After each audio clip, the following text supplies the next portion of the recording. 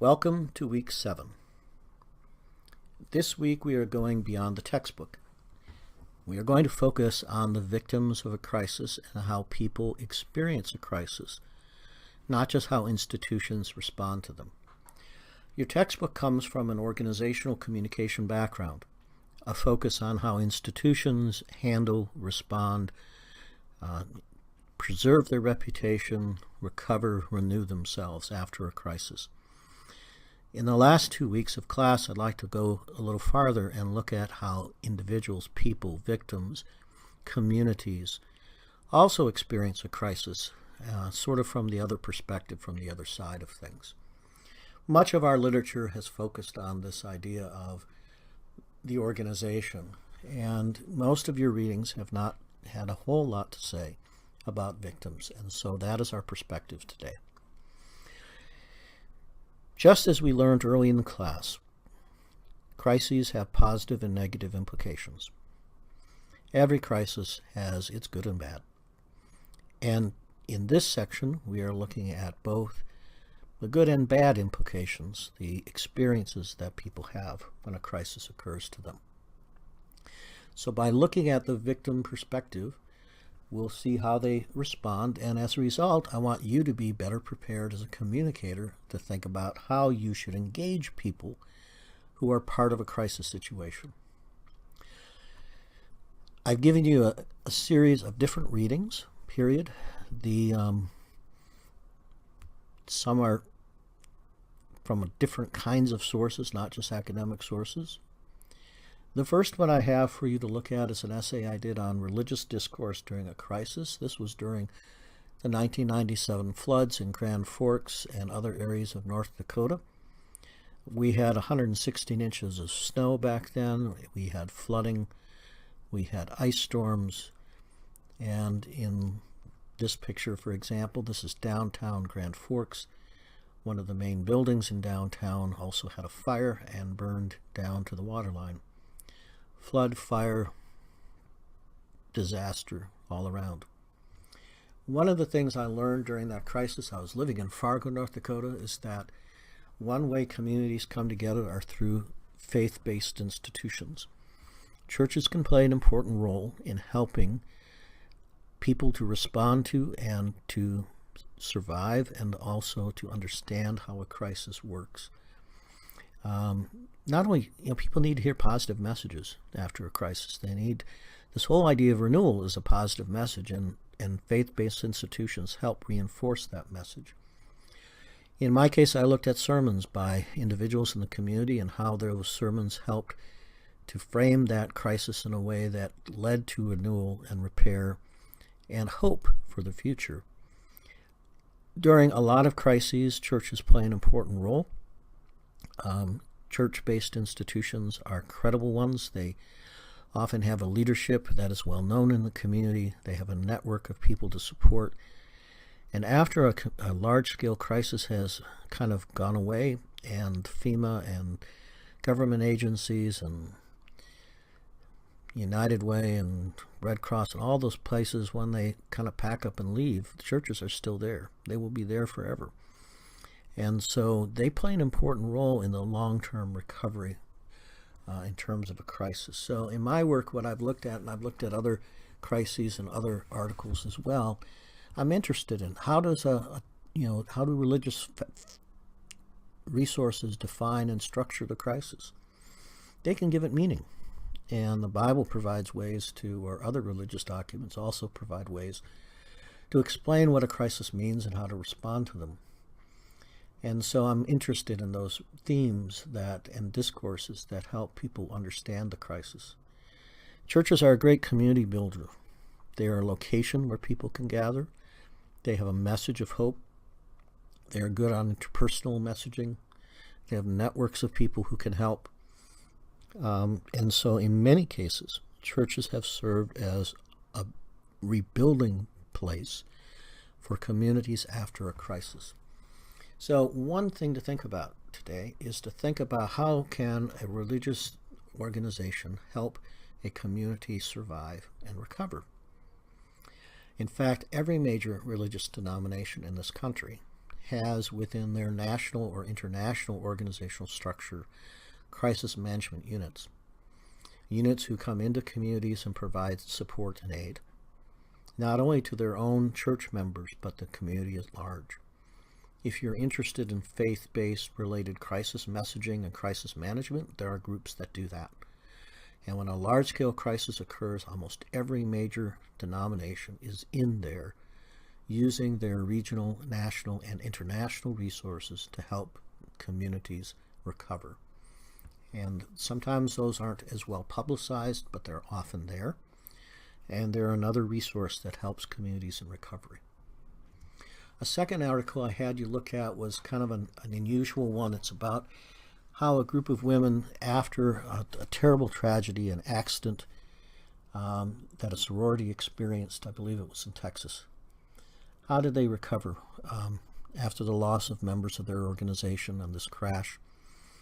And the reason I include this essay, it's a very emotional piece, but it's a great example of thinking about how does a crisis impact someone long term. Because in this case, the lives of these women were changed forever. Some handled it differently than others. Some people became victims, some people became activists. It changed the lives of many people. And so think about what you learn from this story. Think about how do people move on or fail to move on from a crisis. And it's just a good example to make you think about how at the individual level do people experience and recover or not from a particular crisis. The third essay, a third essay in this list is one on the Kentucky ice storm experience. And the reason I put this in the reading was to look at an academic perspective that is trying to focus on a concept called sense making. When a crisis occurs, things become pretty disorganized and pretty crazy. And how do we make sense of what has happened? How do we define it? How do we remember it? How do we focus and frame it? How do we tell stories about our experience? And so sense making is this concept used in the literature to say, how do people take all these incidences, their feelings, their actions, and their response to a crisis and make sense of it? How do they remember it? So in this case, they took a storm, a major ice storm, and asked people, what do they remember? How do they think about it? And what does those memories cause or create for them?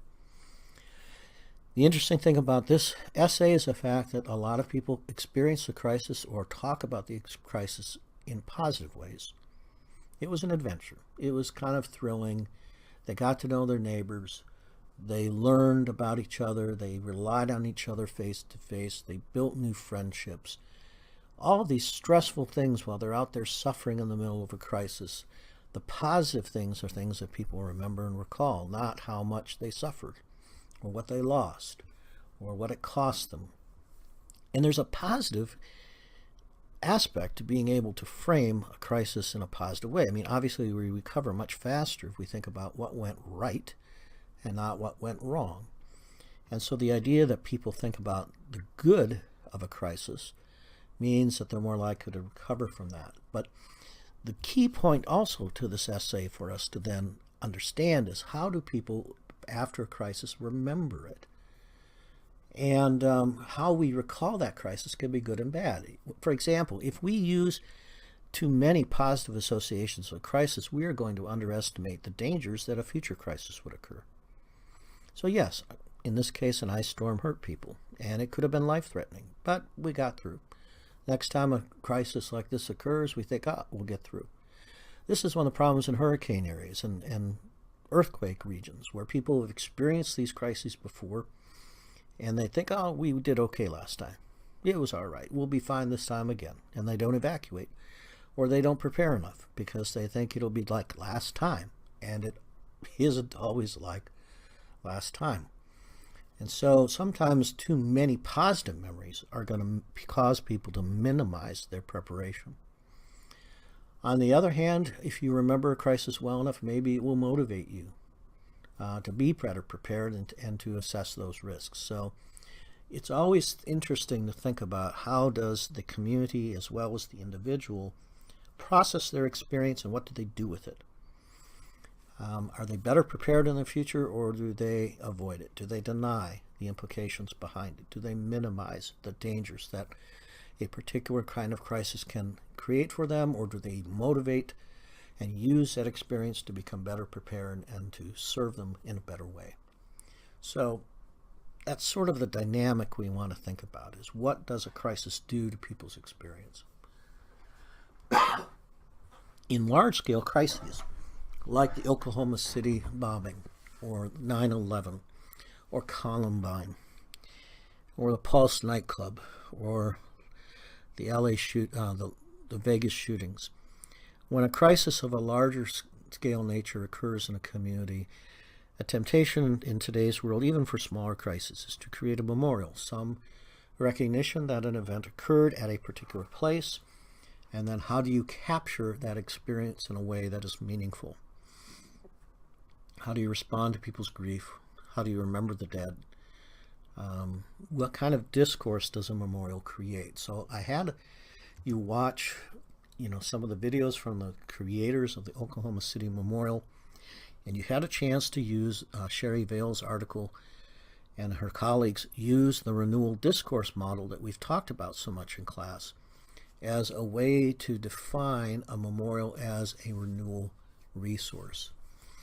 And so I think when you read those, I think they're a really good example for you to use to think about how do we remember an event, and how can we create a discourse through location and space and visuals and interactions that are going to help people with a variety of needs to be satisfied with that memorial. Memorials are extremely controversial. It took more than a decade for a lot of decision making to be made on the 9/11 memorial, and you have a brief video about that.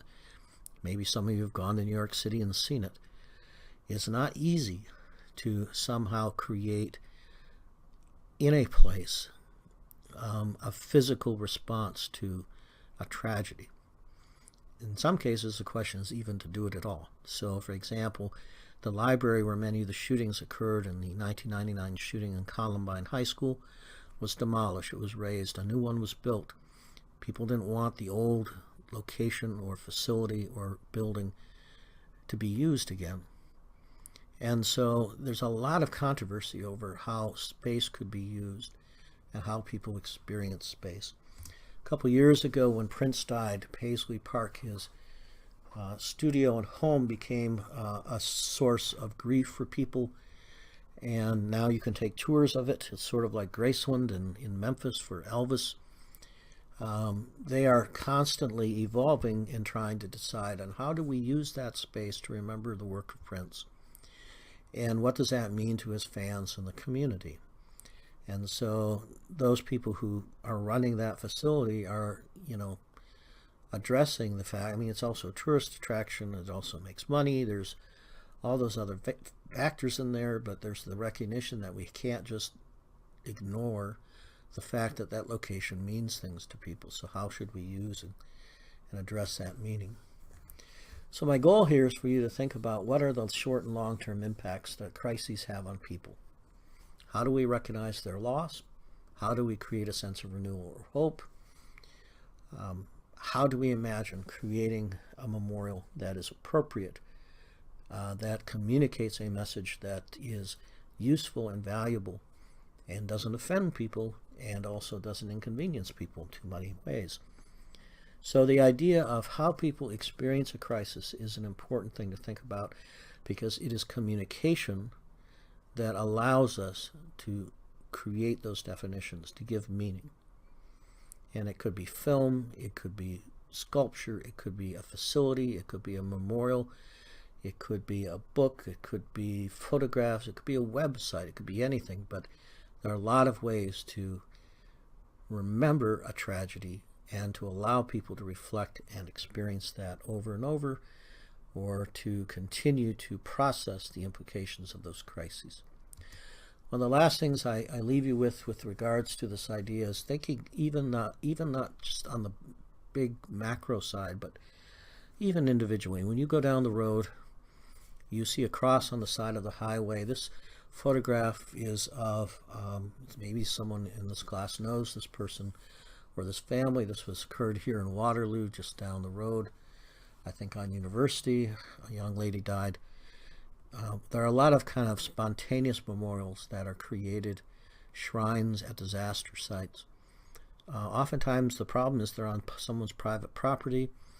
They are not sanctioned by government or homeowners or owners of the facility.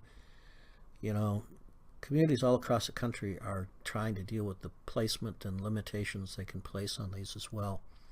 But they have strong emotional meaning to people. That location where a loved one was killed is meaningful. And so communities struggle with that too. So this whole week is getting you to think about the victim.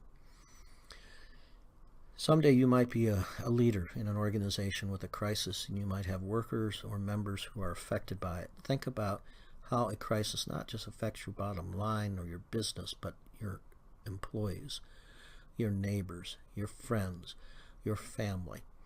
And with that kind of awareness, you can be a better communicator when a crisis occurs. We have one more week left. We'll talk more about preparing for a crisis, and then we'll wrap up.